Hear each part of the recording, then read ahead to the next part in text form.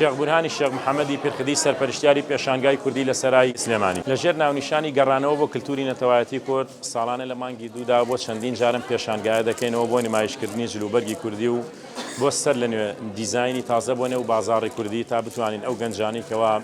ساڵەهایە لە جلی کوردی تۆراون بۆی ئەوە کەوا کۆنیەک لە جلی کوردیدا هەبوو ئێمە ئەم ساڵ ئاشتیان کەینەوە لەگەڵ ساڵی ڕابردوودا و توانیمانە خۆشبەختانە ئەو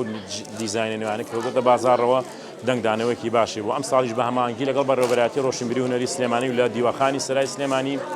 توانیمان پێشانگاکەمان بکەینەوە کە ئامانجمان پاراستنی کەلتوری نەتەوایەتیە لەم پێشانگایشدا توانیمان زیاتر لە 30 جۆر جلی کوردی بە کۆن و بە تازەوە نمایش بکەین لەخوا بە زیاوی خەڵکێکی زۆر بەدەمانەوە هاتۆ و بتوانین سەر لە نوێ زیندووبوونەوەی بە جلی کوردی ڕابگەێنین تاکو و گەنجەکانمان هەموو بە پیر و لاوە ئاشنا بکەینەوە بە جلی کوردی و هەر لەم کەناڵەوە داوا لە حکوومەت یاریێم و پەرلەمانی کوردی یەکەم کە ئەو ڕۆژەیان داناوە بۆ جلی کوردی زوڵمێکە لە جلی کوردی ئەتوانن بڵێن بە جینۆسایدکردنی جلی کوردیە ئەو بڕیارە هەڵوەشێنەوە ئێمە ئەتوانین بڵین لە ساڵێکا ڕۆژێکمانە بێ بۆ لە بەرنەکردنی جلی کوردی نەک لە ساڵێکا ڕۆژێ بۆ جلی کوردی بۆیە داواکارم هەموو بە خۆدا بچینەوە بە ژن و پیا و بە گەنج و لاوە ئاشنا بینەوە بۆ کللتورەی کە لە ڕابردوودا هەمان بۆ ئەویش جلی شەرعی و پۆشاکی جوانی کوردەواریە.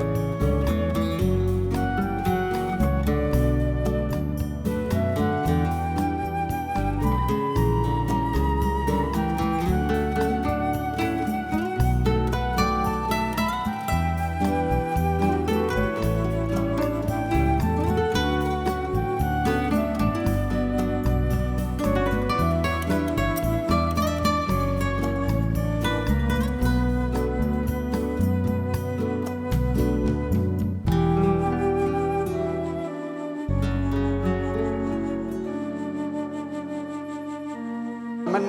وەک بەشدار بوو یەکەمڕۆ لە فیستیڤاڵی جلی کوردی لە شاری سلێمانی بەشداریم کردو لەم فیستیڤاڵە لەسەر ئەرکی چەند برادەرێک هەڵساون بە کردنەوەی ئەم پێشنگایە لەسەر ئەرکی خۆیان ئەیانەوە کللتوری کوردی جلی کوردی هەم بۆ پیاوان و هەم بۆ ئافرەتان زین و بکەینەوە لە کوردستان چونکە بەڕاستی کللتوری کوردی لە چۆنەڵی لە تیاچوونایە گەنجەکانمان زۆربەی خەڵکی کوردستان جلی کوردی زۆر کەمە کاتەبەری ئەم فیستیڤاڵەش بۆ ئەوەیە خەڵقێک وریا بکەینەوە لە کوردستان هەم گەنج و هەموو کێشەکان لە هەموو تەمەنەکانە بتوانن جلی کوردی بەکاربێنن و جلی کوردی زین و بکەینەوە جلی کوردیوە چین بۆ شوێنەکان بە جلی کوردیوە نەک غەیری ڕۆژی جلی کوردی یان لە مناسبەتی نەورۆزە کە ئەمە کەلتوریەکە کەلتورەکەمان لە ترسناکی و لە تیاچوونایە ئەمانەوە ئەو کللتورە زین و بکەینەوە و لەسەر ئەرکی خۆمان ئەم شتانە کراوە وەکو پاڵپشت و هاوکاری بەس غەیری لەسەر حسابی خۆمان کەس هاوکاری کەس نەکردەوە مادی و معنەوی چیتیانە غەیری ئەمە ژۆک و بەشداری وەکو هاتین بەشداریمان کردو دەستخۆشی لەو بە ڕێزانەیەکن توانیان ئیشێکی جوان بکەن ئەمە تقریبا دووهەم ساڵیانە ئەم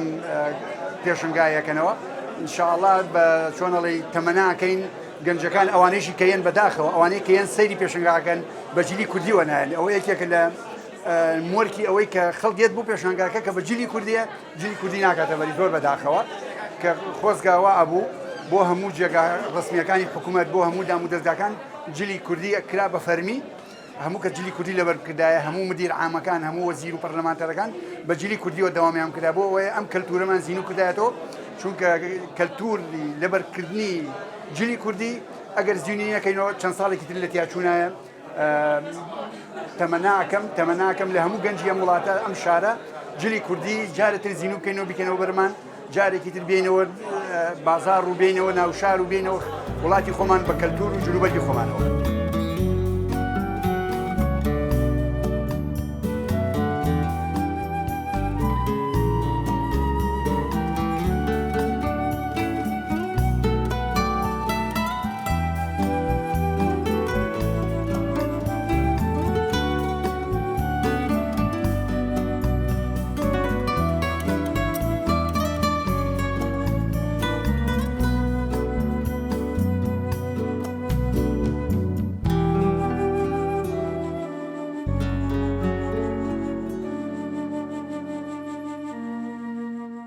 لەم ئیشوکارەیە کە منێکم تەنیا کۆمەڵی هاوڕێ خۆبەخشانە نەبێت لەگەڵ خێزانەکەی خۆما هیچ کەسێ هاوکاری نەکردوم وە چاوەڕێ هاوکاریش نیم لە کەس لەبەرەوەی بە ئەرکێکی نیشتیمانی و واجبێکی ئینسانی ئەزانم تاکو بتوانم بەردەوام بم لەم کارە چاوەڕێی پاداشت و هیچ شتێکی خەڵکی ناکە. ئەتوانم بڵێم لە کاتێکدا کە جوتیار زەوی دەکێڵێ و بەرهەمەکەی کۆ دەگاتەوە چەنە دڵخۆشە، منیش ئەمڕۆکە زیاتر دڵخۆشم لەبەر ئەو دیزاینانەی کە لە ڕابردوودا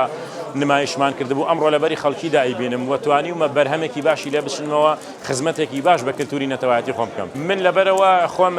بڵێن ڕەگەزەکەم لێرە و پیاوم ناتوانم دەستکاری جلی کوردی ژنان بکەم، لەبەرەوە بەس تایبەتە بە جلی کوردی پیاوان و کوڕان مناڵان.